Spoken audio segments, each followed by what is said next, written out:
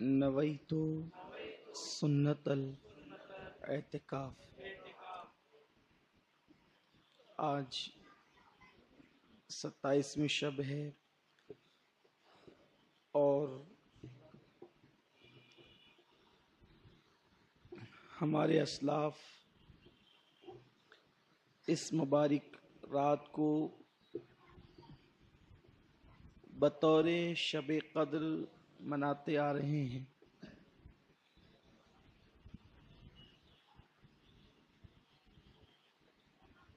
آج کی گفتگو اختصار سے کرنی ہے، اس لیے کہ تھوڑی دیر کے بعد پھر یہاں قیام اللیل یعنی صلاۃ التسبیح اور اس کے بعد دعا ہونی ہے۔ ٹھیک 1 بجے اس کا وقت ہے، آپ لوگوں کو اس میں بھی شریک ہونا ہے، اس لیے اللہ کی توفیق سے کچھ معروضات شب قدر کے حوالے سے پیش کرنا چاہتا ہوں۔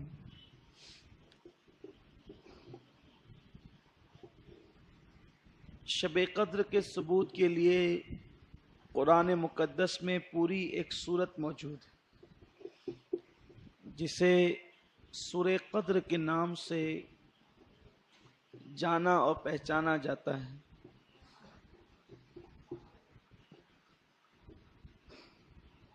سورہ قدر کا شان نزول ممکن ہے کبھی آپ نے شب قدر میں مجھ سے سنا ہوگا، اس کی طرف بھی اشارہ کرتے ہوئے گزرتے ہیں۔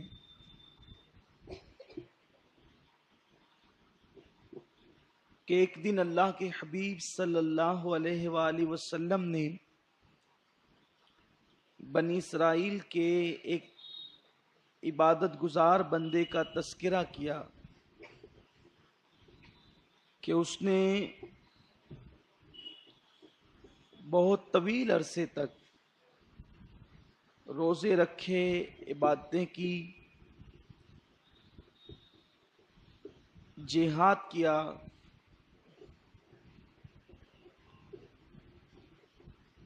اور اسی طرح لمبی عمر والے عابدوں کے تذکرے جب ہوئے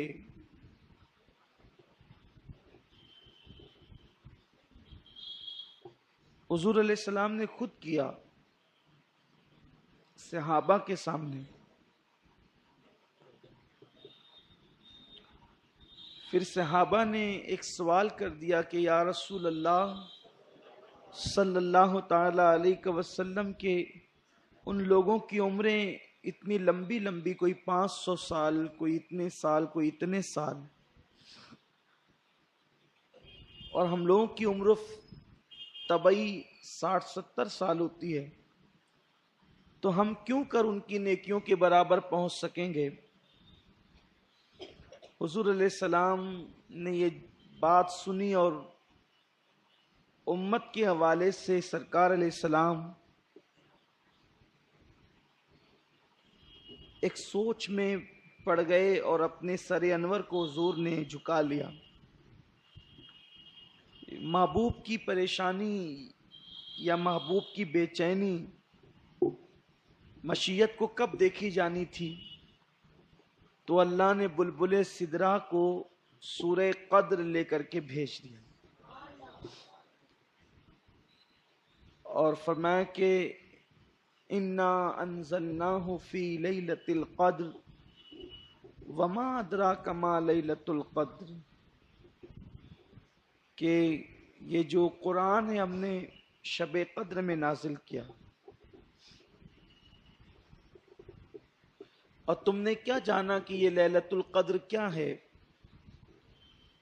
لیلۃ القدر خیر من الف شہر، کہ یہ 1000 مہینوں سے بہتر ہے۔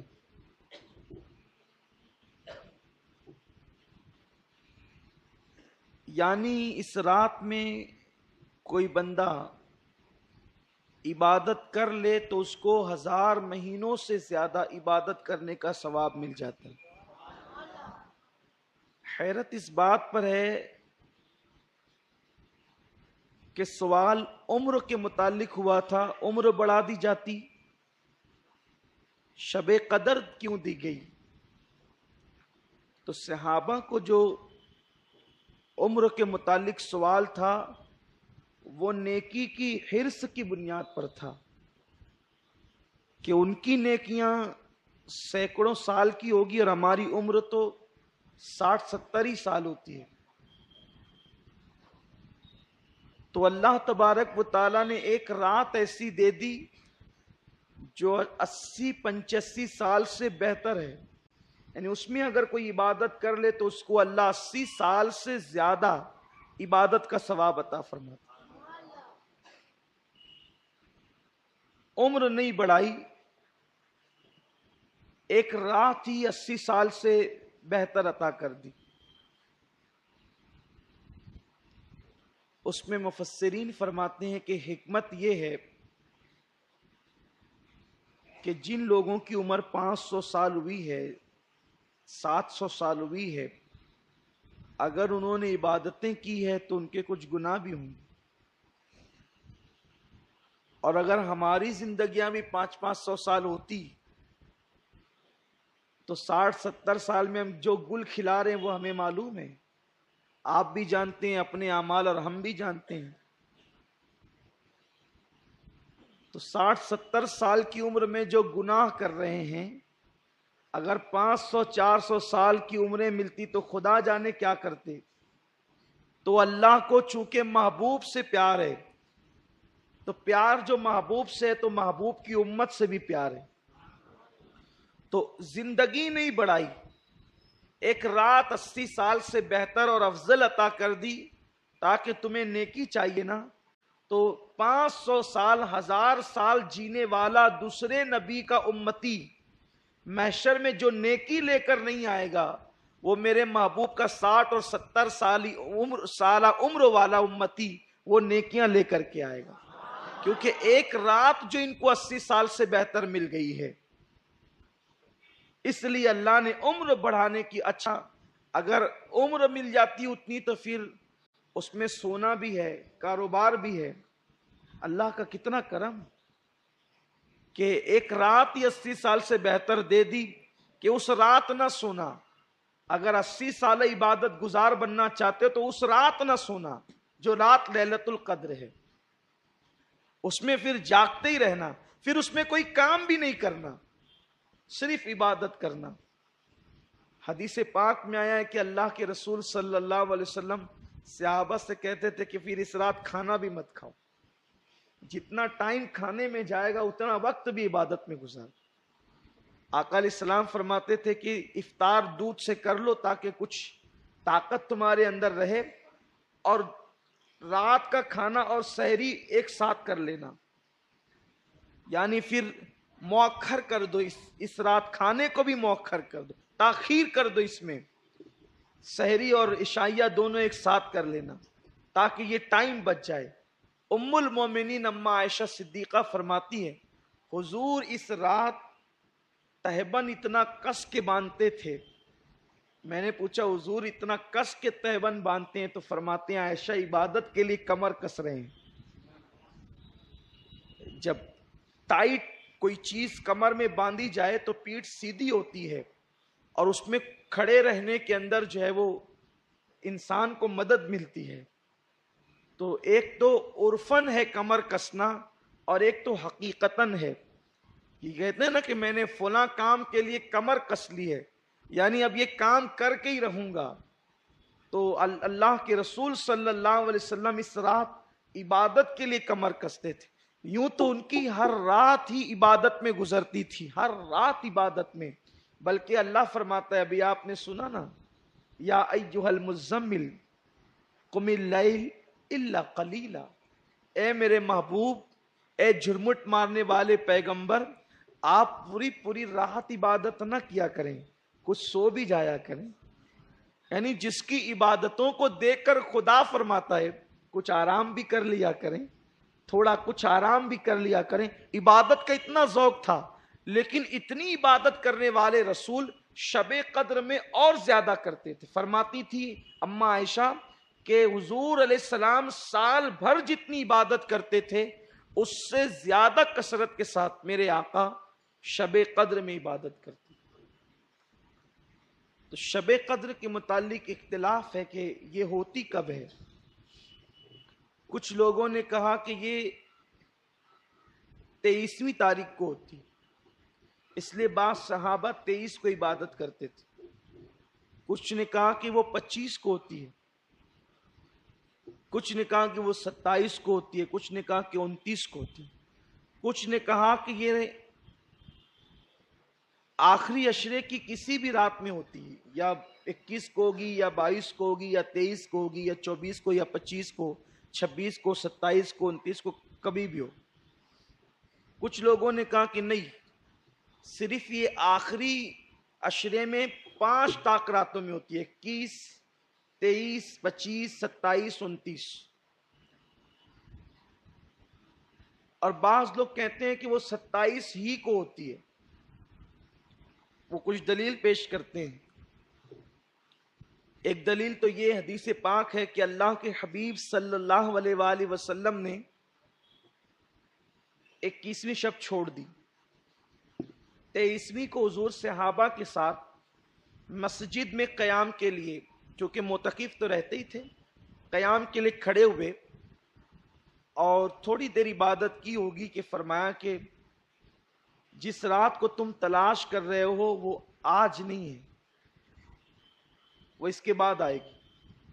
تو 23 کو عبادت کی تھوڑی دیر، اور اس کے بعد ان کو آزاد کر دیا صحابہ کو کہ یہ آج نہیں، جسے تلاش کر رہے ہو اس کے بعد آئے گی. پھر لوگ اپنے طور پہ عبادتیں کرنے لگے یا گھروں کو چلے گئے جو معتکف نہیں تھے. آقا کی تو ہر رات عبادت میں ہی گزرتی تھی. پھر فرمایا 24 چھوڑ دیا اور 25 کو آدھی رات تک عبادت کی. پھر فرمایا کہ جسے تم ڈھونڈ رہے وہ آج نہیں ہے، وہ اس کے بعد ہے. پھر 26ویں شب چھوڑ دی اور 27ویں شب میں حضور نے عبادت کی اور پوری رات عبادت کی. اور رات کے آخری حصے میں اتنی دعا اتنی دعا اتنی دعا گڑ گڑا کر کے کی کہ صحابی کہتے ہیں کہ ہم کو یوں لگا کہ آج سحری حضور نہیں فرمائیں گے. اللہ کے حبیب صلی اللہ علیہ وسلم آج سحری چھوڑ دیں گے کیونکہ سحری کا وقت تو اب گزر جائے گا. حتیٰ کہ سحری کا ٹائم بہت کم رہ گیا تو حضور علیہ السلام نے دعا مکمل کی اور پھر سحری فرمائی. اور پھر مسکرا کر کہتے ہیں جسے تم ڈھونڈ رہے تھے وہ آج ہی تھی. تو 27ویں تاریخ کو تو، لیکن کچھ لوگ یہ کہتے ہیں کہ وہ گھومتی رہتی ہے، لیکن ہمارے امام اعظم ابو حنیفہ کا قول یہ ہے کہ وہ 27ویں کو رہتی ہے. اصل میں یہ بتایا اس لیے نہیں گیا ہے کہ لوگ جو ہے وہ پھر 27ویں ہی کو عبادت کریں گے اور دوسری راتوں کو چھوڑ دیں گے. یہ اس دور میں کہا تھا کہ بتایا نہیں گیا کہ لوگ اسی 27ویں کو کریں گے اور چھوڑ دیں گے. لیکن آج تو حال یہ ہے کہ اگر متعین کر دو کہ 27 ہے تو اس میں بھی نہیں کرتے. ذوق ہی نہیں رہا، شوق ہی نہیں رہا عبادت کا، الا ماشاء اللہ. کچھ لوگ یہ کہتے ہیں قرآن خود اشارہ دے رہا ہے کہ شب قدر 27ویں کو ہوتی. قرآن میں جو سورہ قدر ہے اس میں لیلۃ القدر 3 مرتبہ آیا ہے اور اس کے کلمے ہیں 9. تو اگر 3 کو 9 سے ضرب دیں تو 27 بنتے ہیں. اس لیے یہ 27ویں شب کو ہی شب قدر ہوتی ہے. دوسری بات یہ ہے کہ اللہ کو طاق عدد بہت پسند ہے. 1، 3، 5، 7، 9، 11، 13، یہ طاق عدد اللہ کو پسند ہے. فرمایا گیا کہ وہ وتر ہے اور وتر کو پسند کرتا ہے. لیکن ان طاق سارے اعداد میں اللہ کو 7 زیادہ پسند ہے. اسی لیے کعبے کے طواف میں بھی 7 چکر ہے، صفا مروہ کی سعی بھی 7 ہے. آپ اسی طرح دیکھتے چلے جائیں. اللہ تبارک و تعالیٰ نے طاق عدد کو پسند کیا اور اس طاق میں 7 کو زیادہ پسند کیا. تو شب قدر جو 27ویں کا قول کرتے ہیں تو وہ کہتے ہیں کہ جس عشرے میں شب قدر ہونی ہے تو یہ 7ویں رات ہے. اس 7ویں رات ہونے کی وجہ سے اس لیے شب قدر 27ویں کو ہوتی ہے. اس رات جو ہے وہ آسمان پر تارے خوب ہوتے ہیں، چاند بھی ہوتا ہے، موسم میں نہ بہت زیادہ گرمی ہوتی ہے نہ ٹھنڈی ہوتی ہے، معتدل رات ہوتی ہے. اور اس کا جو صبح کا سورج نکلتا ہے تو یہ سورج بغیر کرنوں کا ہوتا ہے. ایک مرتبہ حضرت عبداللہ ابن مسعود سے ملنے کے لیے کچھ لوگ گئے تو دیکھا کہ وہ اپنی چھت پہ کھڑے سورج دیکھ رہے تھے. جب لوگ آئے تو یہ نیچے اترتے ہوئے کہتے ہیں صدق اللہ و صدق رسول اللہ، اللہ نے سچ کہا اور اس کے رسول نے سچ کہا. تو لوگوں نے کہا کیا بات ہوئی؟ تو کہا کہ میں نے حضور سے سنا تھا کہ جو شب قدر ہوگی اس کا صبح کا سورج بغیر کرنوں کے ہوگا، سفید سورج نکلتا ہے. تو میں دیکھ رہا ہوں کہ رات میں نے ساری علامتیں دیکھی شب قدر کی، تو صبح دیکھا تو سورج بغیر کرنوں کا تھا. اسی لیے کہا کہ اللہ کے رسول نے سچ کہا اور اللہ نے سچ فرمایا. تو یہ رات کی بڑی علامتیں ہیں، اور اس ایک رات کی عبادت اللہ نے 80 سال سے بڑھ کر کی. اسی لیے جب یہ رات آئے تو اس میں مغرب کے بعد غسل کرنا سنت ہے.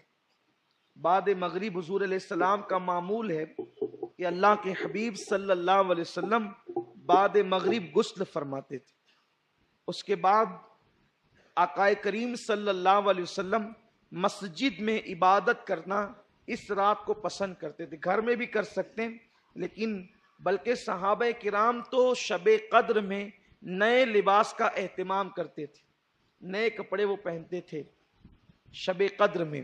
کچھ صحابہ تو ایک ہی لباس سلا کر رکھے ہوئے تھے، جیسے حضرت انس ابن خزیمہ وغیرہ، کہ یہ حضرات اسی رات میں وہ لباس پہنتے تھے اور پھر کسی وقت اس لباس کو استعمال نہیں کرتے تھے.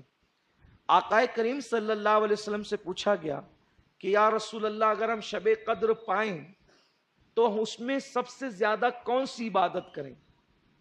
اللہ کو اس رات کون سا عمل سب سے زیادہ پسند ہے؟ تو اللہ کے حبیب صلی اللہ علیہ وسلم نے فرمایا اگر وہ رات تمہیں مل جائے تو کثرت کے ساتھ دعا کرنا، کیونکہ اس رات اللہ کو دعا بہت پسند ہے. حضرت اماں عائشہ صدیقہ نے پوچھ لیا یا رسول اللہ دعا تو کریں، کون سی دعا زیادہ کریں، وہ بھی سکھا دیں. تو آقا نے فرمایا کہ یوں کہو اللہم انک عفو کریم تحب العفو فاعف عنی. اللہ تو عفو ہے، تجھے معاف کرنا بہت پسند ہے، سو تو ہمیں معاف فرما دے. اس رات توبہ کرو کثرت کے ساتھ، ہو سکے تو صلاۃ التسبیح کا اہتمام کرو، ہو سکے کچھ نوافل پڑھو، اور جب رات کا آخری پہر آ جائے تو پھر دعا میں مصروف ہو جاؤ، اور ہو سکے تو سحری تک دعا کا اہتمام کرو. کیونکہ یہ رات جاگنا اپنے مقدر کو جگانا ہے. جو اس رات کو جگ گیا وہ 80 سال عبادت میں آگے ہو گیا. اور خاص طور پر بہت اہم بات عرض کرنے جا رہا ہوں، جتنی عبادتیں بھی آپ کرتے ہیں اللہ اس کو قبول کر لے تو اس پر انعام کیا ملتا ہے؟ جیسے کسی نے حج کیا تو حج کرنے والے کے سارے گناہ معاف ہو جاتے ہیں، وہ ایسے پاک ہو جاتا ہے جیسے ابھی اپنی ماں کے پیٹ سے پیدا ہو. اسی طرح جمعہ کی نماز پڑھ کے جانے والا ہفتے بھر کے سارے گناہ معاف ہو جاتے ہیں. اسی طرح رمضان شریف کے روزے رکھنے والا گزشتہ رمضان شریف اور اس رمضان شریف کے درمیان جتنے گناہ کیے تھے اللہ سب معاف کر دیتا ہے، سارے گناہ معاف ہوتے ہیں. لیکن شب قدر کی ایک انفرادی خصوصیت یہ ہے جو حج میں بھی نہیں ہے، بڑی ذمہ داری سے عرض کر رہا ہوں، جو حج میں بھی نہیں ہے، جو رمضان شریف کے روزوں میں بھی نہیں ہے. اگر کسی کو شب قدر مل گئی تو انعام کیا ملتا ہے؟ آقا فرماتے ہیں اگر کسی کو شب قدر ملے اور وہ اس میں عبادت کر لے تو اللہ انعام کیا عطا کرتا ہے؟ جتنے گناہ کیا ہے وہ بھی معاف کر دیتا ہے، اور جو ابھی کیا نہیں ہے کرنے والا ہے اللہ اس کو پیشگی معاف فرما دیتا ہے. کتنا بڑا کرم ہے. لیکن شب قدر ملنا چاہیے اور وہ متعین نہیں ہے، لیکن ہم تو بس اللہ پر امید کرتے ہوئے جو ہے وہ شب قدر میں عبادت کرتے ہیں۔ اللہ فرماتا ہے خیر من الف شہر، یہاں تک آپ نے سنا۔ اب یہ 1000 مہینوں سے افضل ہے، برابر نہیں افضل ہے۔ پھر فرماتا ہے تنزل الملائکہ والروح، اور اس رات فرشتے آتے ہیں اور جبریل علیہ السلام آتے ہیں اور کیا کرتے ہیں؟ سلام ہی حتی مطلع الفجر، فجر تک وہ لوگوں کے لیے جو عبادت میں مصروف ہوتے ہیں سلامتی کی دعا کرتے ہیں، ان پہ سلامتی بھیجتے ہیں، انہیں سلام کرتے ہیں۔ تفسیر میں آتا ہے کہ یہ جو شب قدر ہے، اگر اس کا اردو میں ترجمہ کیا جائے تو ترجمہ یہ ہوگا تنگ کر دینے والی رات، یا تنگ ہو جانے والی رات، یا تنگی کی رات۔ حیرت ہے، اتنی مبارک رات ہے لیکن اس کا اردو میں ترجمہ کیا ہے؟ تنگی کی رات یا تنگ کر دینے کی رات۔ تو اس کا نام تنگی کی رات کیوں ہے؟ تو حدیث پاک میں آتا ہے کہ آسمان سے اتنے فرشتے زمین پہ آتے ہیں کہ زمین تنگ ہو جاتی ہے فرشتوں کی تعداد کی وجہ سے، اسی لیے اس کو تنگی کی رات کہتے ہیں۔ فرشتوں کی وجہ سے زمین تنگ ہو جاتی ہے، یعنی قدم رکھنے جگہ نہیں رہتی فرشتوں کو۔ اور فرشتے کیوں آتے ہیں؟ وہ رات بھر مسافہ کرتے ہیں، مغرب سے لے کر فجر تک۔ کن سے؟ عبادت کرنے والوں سے۔ فرشتے مسافہ کرتے ہیں، فرشتے زیارت کرتے ہیں، تمہاری دعاؤں میں شریک رہتے ہیں۔ اور بعض مفسرین نے تو یہ بھی بتا دیا کہ فرشتے مسافہ کرتے ہیں، اس کی نشانی اور علامت کیا ہے؟ فرماتے ہیں اگر شب قدر میں عبادت کرتے ہوئے تمہاری آنکھوں سے آنسو جاری ہو جائے، یا بدن پر خوف کی کیفیت طاری ہو جائے، یا عبادت میں کیف و سرور ملنے لگے، تو سمجھ جاؤ کہ اب وہ وقت آ گیا ہے کہ فرشتے تم سے مسافہ کر رہے ہیں، جبریل امین تم سے مسافہ کر رہے ہیں۔ اور یہ جبریل اور فرشتے شب قدر میں کیوں آتے ہیں؟ یہ بھی ایک خاص بات ہے۔ حدیث پاک میں آتا ہے کہ فرشتے اور جبریل پورا سال بھر اللہ سے دعا کرتے ہیں، اے اللہ مولا ہمیں زمین پہ جانے دے اور ہمیں ان لوگوں کی زیارت کرنے دے جو ہم سے بہتر عبادت کرنے والے ہیں، ہم سے اچھی عبادت کرنے والے ہیں۔ حیرت ہے، فرشتے آخر ہم ان سے بہتر عبادت زمین پہ کون کر سکتا ہے؟ تو فرمایا گیا ہم کچھ ایسی عبادتیں کرتے ہیں جو فرشتوں کے بس میں نہیں ہے۔ وہ عبادتیں کیا ہے؟ وہ عبادت ہے رشتہ داروں کے ساتھ صلہ رحمی کرنا، محتاجوں کی مدد کرنا، صدقہ دینا، بیماروں کی عیادت کرنا۔ حتیٰ کہ یہ عبادت کہ اگر تمہارا بچہ سو رہا ہے اور اس کے بدن پر چادر نہیں ہے تو اس کے بدن پر عذرائے شفقت چادر ڈال دینا، یہ بھی عبادت ہے، یہ فرشتوں کے بس کی نہیں ہے۔ روایتوں میں آتا ہے اگر تمہارا بچہ سو رہا ہے، وہ چادر پھینک دیا، تم نے چادر اس کے اوپر اڑا دیا، تو بھی اللہ تمہاری مغفرت فرما دیتا۔ تو فرشتوں کے بس کا نہیں ہے وہ، کیونکہ فرشتوں کی تو اولاد ہی نہیں ہے، فرشتوں کا بھائی نہیں ہے، وہ صلہ رحمی کس کے ساتھ کریں گے؟ فرشتوں کی بیوی نہیں ہے، وہ محبت کس کو دیں گے؟ تو وہ کہتے ہیں مولا جو ہم نہیں کر سکتے اور تیرے بندے جو کرتے ہیں ہم سے بہتر والی عبادت، تو ہم ان کی زیارت کے لیے جانا چاہتے ہیں۔ وہ سال بھر دعا کرتے ہیں تو اللہ شب قدر میں ان کو زمین پر نازل فرماتا ہے اور وہ تمہاری زیارت کے لیے آتے ہیں۔ انسان تو کتنا خوش نصیب ہے، اگر تو صلہ رحمی کرے، لوگوں سے پیار کرے، اگر تو لوگوں سے محبت کرے تو تیرا مرتبہ کتنا بڑھ جاتا ہے کہ اللہ کے معصوم فرشتے تیری زیارت کے لیے آتے ہیں، تجھ سے مصافحہ اور تجھے سلام کرنے کے لیے آتے ہیں۔ پیارے آقا صلی اللہ علیہ وسلم کے پیارے دیوانوں، آج لیلۃ القدر ہے، انشاءاللہ اللہ نے چاہت۔ اور شب قدر کب ہوتی ہے ایک راز ہی کھول دوں تاکہ پتہ چل جائے۔ فرمایا صوفیاء کرام نے کہ جس رات تو دل کی گہرائی سے دل کی گہرائی سے اخلاص کے ساتھ عبادت کر، وہی رات تیرے لیے شب قدر ہے۔ شب قدر میں بھی سوتا پڑا رہے تو کیا ملے گا؟ شب قدر میں گناہ کرے تو کیا ملے گا؟ شب قدر میں ہاتھ باندھ کر نماز میں کھڑا رہے اور تیرا دل و دماغ کاروبار میں رہے تو کیا ملے گا؟ اور اگر تو نے 2 رکعت نماز کسی رات میں دل کو حاضر کر کے اس کی محبت میں پڑھ لیا تو وہی تیرے لیے شب قدر ہے۔ اس لیے آج کی رات ہمیں عبادت میں گزارنا ہے، اور میں بھی چاہتا ہوں کہ حالانکہ علم دین سیکھنا سکھانا یہ نفل عبادتوں میں بہت بڑی عبادت ہے، لیکن ہم نے اپنی محفل کر لی ہے، اور کل پرسوں بھی محفلیں ہوگی، زندگی رہے گی تو بیانات کی محفلیں ہوتی ہی رہے گی۔ تو میں یہ چاہتا ہوں کہ ہم اور آپ اپنی ضروریات سے فارغ ہو کر پھر سے مسجد میں آئیں۔ ٹھیک 1 بجے انشاءاللہ ہم جو ہے وہ قیام اللیل کی تیاری کریں گے، اور اس کے بعد تھوڑی دیر قیام کرنے کے بعد اللہ جتنی توفیق دے اتنی عبادت کرنے کے بعد پھر ذکر ہوگا، اور خاص طور پر تصور مدینہ میں دعا ہوگی۔ انشاءاللہ تصور مدینہ میں جو دعا ہوگی وہ کیبل پہ نشر کی جائے گی، تاکہ جو خواتین ہیں، عورتیں ہیں، وہ اس دعا میں شریک ہو سکے اور اس دعا کی برکتوں سے مالا مال ہو سکے۔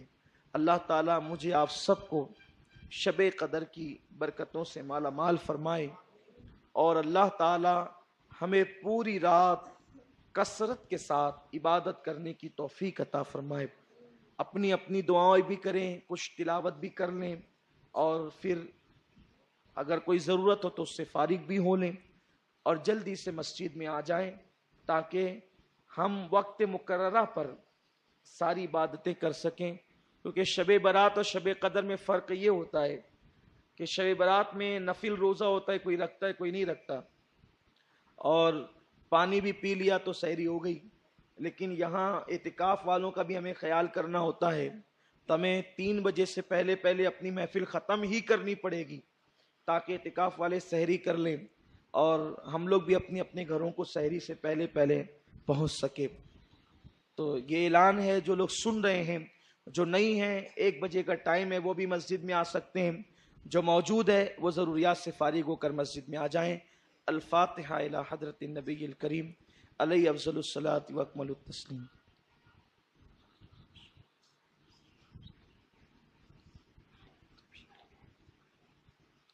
ان اللہ وملائکتہ یصلون علی النبی یا ایھا الذین آمنوا صلوا علیہ وسلموا تسلیما۔ اللہم صلی علی سیدنا و مولانا محمد معدن الجود والکرم وآلہ واصحابہ وبارک وسلم صلاۃ و سلاما علیک یا جد الحسن والحسین، وافوض امری الی اللہ ان اللہ بصیر بالعباد برحمتک یا ارحم۔